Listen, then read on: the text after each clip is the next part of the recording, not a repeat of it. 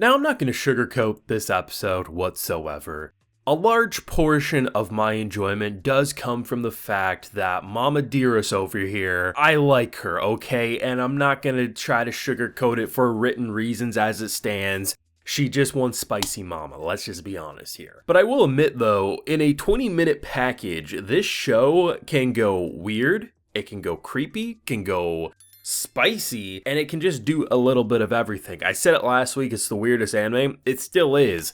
But man, Stepping Man is one interesting curveball, and I don't think the twists are done just yet, but then again, maybe we are. So originally it looks like the reporter is the one who's doing it. Turns out maybe back in the day she was known as that, but the current one is a completely different entity. Then we have this kind of plot twist of you see a kid and just the fact that the image has been altered, so the mold, the burn mark, any distinguishing features are removed so the body can't be claimed. So right now it seems like Stepping Man, most likely who's going to be the priest from the previous episode. I mean, otherwise it would have to be a brand new character, but just given the fact that Zem's past is kind of PTSDing right now, we have a current priest that he interacted with, it all just kind of feels like it's lining up. If that's the case, I'm not going to be surprised if there's another twist that, he's actually not creepy and they're trying to do something different. But if they are going the direction that he's kidnapping kids and killing them, that's pretty dark and messed up, man, and I'm excited to see what they decide to pull with this one. Now, I do have a full live reaction to episode 10 available on my Patreon, so if you do want to see my full uncut thoughts, head on over there and consider supporting. Otherwise, let's talk about this one, because I really had a fun time. This episode flew by. Like, honestly, half of the episodes that I watch for this show really feel like half of the runtime that it actually is. And for a show that's not the sharpest production around, for a show that's not trying to be the most revolutionary show of all time, the way this team, which is a pretty small production team by anime standards, the way they're getting around things and the shortcuts they're taking, they don't really hinder the show more often than not. One of the biggest examples I can give is this shot in particular. This is the exact same shot that we saw in the previous episode. But the fact that they realize, hey, we're just going to be meeting up with this character anyway, we'd rather flesh out and refine a scene that's going to be new than try to replicate something that we've already drawn before. Yeah, it's a shortcut, but it's a clever shortcut that older anime used to use a lot with repetitive sequences, and honestly, I gotta commend them. But before we jump into the craziness and the fun moments, the heartbreaking moments, there's one moment I have to bring up that probably only I am thinking about, but it's current. So she has this giant greatsword, right? And not once, but twice in this episode, the way she leans it up, so when we're in the morgue, she has it basically kind of dangling in the corner, like on the bench. And the first moment that really made me raise an eyebrow was when they're basically in the bar and the mom comes in. She has it just leaning up against the couch. This sword isn't a butter knife, so should it fall, I would imagine it could cut through a leg, right? And just the fact that this girl, being such the airhead she is, actually just casually leans it up like that without really any support. Maybe it's just due to the production, maybe it's actually more secure than it looks, but the fact that 2 times in this episode, I'm like, Curran, you're going to either get yourself or someone else lose a leg. We literally are looking at Hot Mama over here. She's limping with a cane. You're not even going to be able to do that because you're going to lose a leg if you don't secure that blade.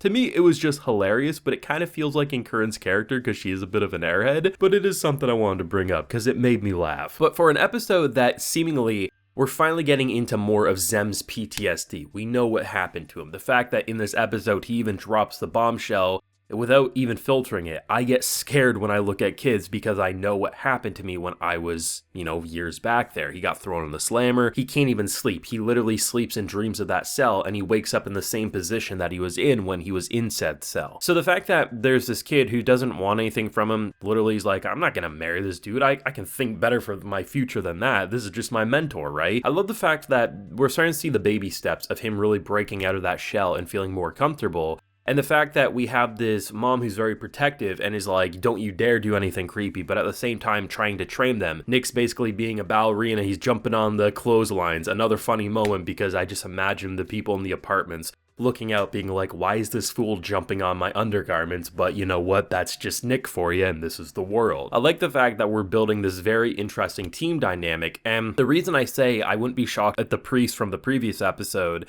was in fact Stepping Man is given the fact that the priest seemingly is someone who likes to help those in need. That's why I'm thinking it's going to be a bit more than him just kidnapping kids and killing them. I feel like most likely he's someone who takes people who seemingly are unwell, unfit, maybe don't have the money to treat, tries to treat them, maybe sometimes they don't come back because of that. Now, I'm not saying it can't just be he's actually a creepy bastard. I'm okay if they write it like that. I'm just saying because they've already kind of pulled the rug from under us once, I wouldn't be shocked if a show like this wanted to do it a second time where we barge in, find him, say, oh, he's a scumbag, and maybe he's actually trying to help people all along, or maybe sometimes the treatments don't work. You know, there's a potential there. But if they do go the route that he's actually some creepy scumbag, there's another way to write it where Zem maybe gets to overcome. He actually gets to expose a real scumbag, and for once he's not treated as one through false allegations. I think either one of those will work for his character, and I'm interested to see where they decide to go. Because one of the biggest things I brought up over a few different videos is that as long as each of the main characters get at least one moment to really feel like they're starting to break out of their shell, they're starting to overcome their trauma, which most of the cast have already gotten,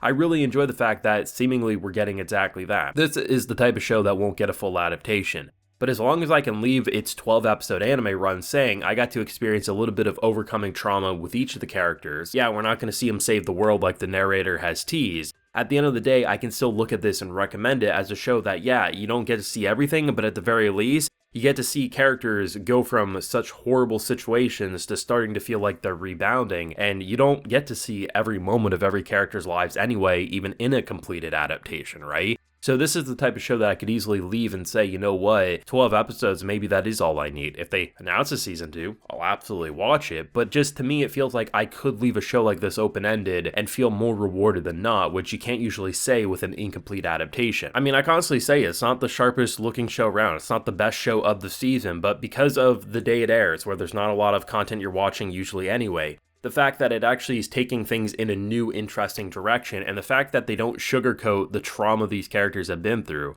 Like, Zem as a character was falsely accused by a child, all things considered, and had his life absolutely ruined. That should be messed up, that should really mess him up for his entire life, potentially. And the way he gets across things, yeah, maybe they sometimes sneak in a joke, ooh, Zem, you got denied, you're not going to be able, and he makes the joke about how, yeah, maybe in 15 years, right? Yeah, I'm not saying they don't have a little fun or they goof off from time to time, but as a whole, when you look at Zem's character, you don't think of him as just a dude cracking a joke over false allegations. No, it literally is haunting him, and I think they've done a good job, especially given that he's had some of the less time on screen with his trauma compared to some of the others. So the fact that we're wrapping this show up with him getting his spotlight, I really feel like I've seen a little bit from all of them, and I can leave this show with a grin on my face and easily recommend it in a season that has so many good shows that are worth recommending. But that's just my feelings anyway. I know not everyone loves the show as much as me, but I keep seeing people pop up in my comments week after week saying, you know what, I feel the same way. Like, yeah, we're not ignoring the production issues, but it is a very fun show that is doing something different, and that's my thoughts exactly. The thoughts and feelings yourself down below. Drop a like if you enjoyed, subscribe if you're new around here, ring that bell so you can get notified when I upload on the channel, and of course, as I mentioned, I got that full live reaction available on my Patreon. So, until next time everyone, please take care and have a good one.